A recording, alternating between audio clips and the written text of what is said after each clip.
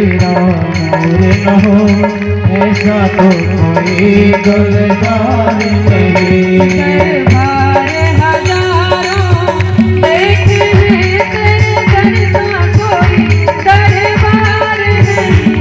दरबार हजारों देखे हैं तेरे दर सा कोई दरबार नहीं।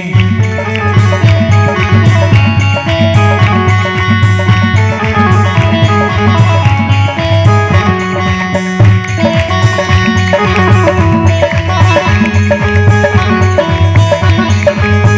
देखे हैं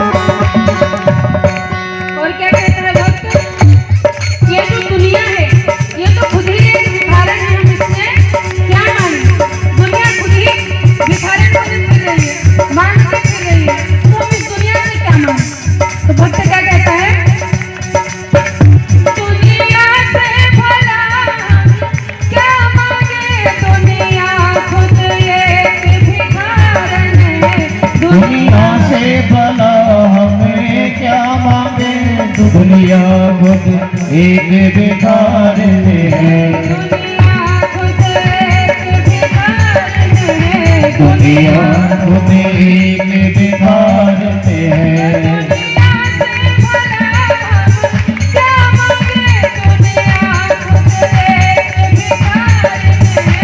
दुनिया खुद एक भिखारन है। मुझे एक भिखारन है।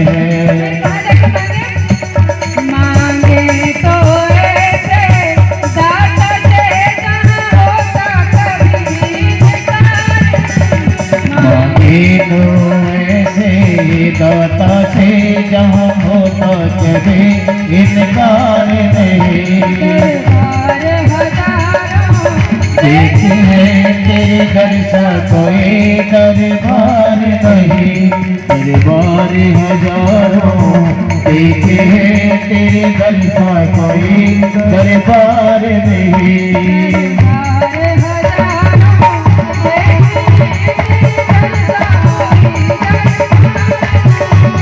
दरबार हजारों देखे हैं तेरे दर सा कोई दरबार नहीं। तेरे दर सा कोई दरबार नहीं।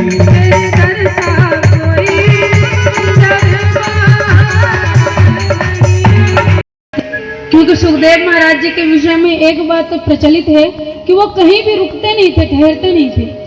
एक गाय को दुहने में जितना समय लगता है उतना समय ही किसी के द्वारे वो रुकते थे, इससे ज्यादा देर तक वो रुकते ही नहीं थे। तो कैसे वो 7 दिन एक आसन में बैठकर एक ही जगह परीक्षित को कथा सुनाते हैं। और एक कैसा श्रोता है, कौन है ये परीक्षित?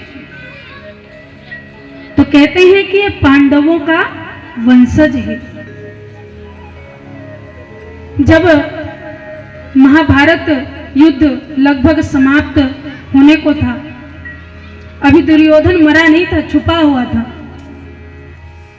सरोवर के जल में, और उसकी हालत बहुत ही दयनीय है। छुपा हुआ है कि पांडव कहीं मुझे ढूंढ के समाप्त न कर दें। उसी समय अश्वत्थामा द्रोणाचार्य जी का पुत्र ढूंढते ढूंढते दुर्योधन के पास आता है और कहता है कि हे मित्र, मुझे एक मौका तो दो, तुम्हारा ये दुख मेरे से देखा नहीं जा रहा। एक मौका दो, मैं पांडवों का सिर काटकर आपके सामने प्रस्तुत कर दूंगा। तो दुर्योधन को तो चाहिए था प्रतिशोध, वो मना क्यों करता? बोले कि ठीक है जाओ ले आओ। फिर किसने मना किया? अश्वत्थामा पांडवों के शिविर की ओर जाते हैं और अंधेरे में पांडवों के 5 पुत्र जो उन्हीं के कद काठी के थे वो लेटे हुए थे।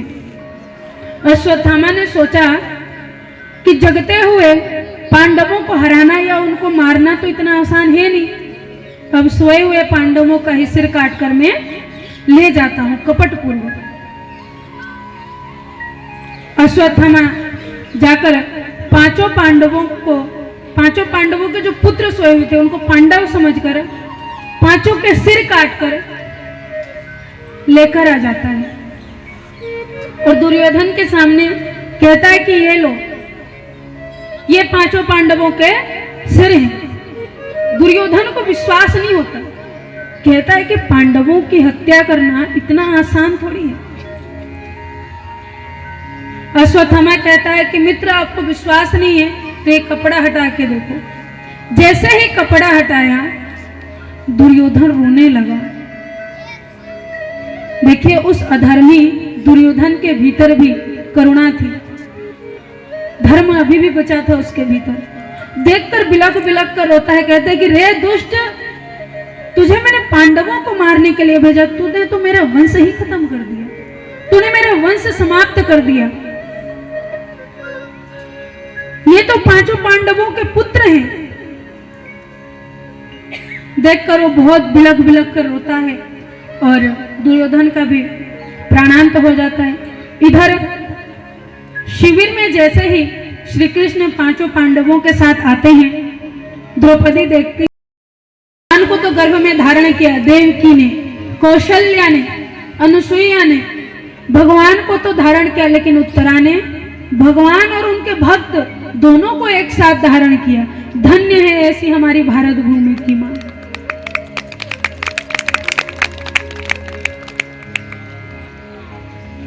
भगवान श्री कृष्ण परीक्षित को बचाते हैं और परीक्षित गर्भ में ही भगवान का दर्शन करता है। कैसा कि चक्र सुदर्शन गदा पद्म लिए, पीतांबर धारण किए, मंद मंद मुस्काते हुए वो मेरी रक्षा कर रहे हैं।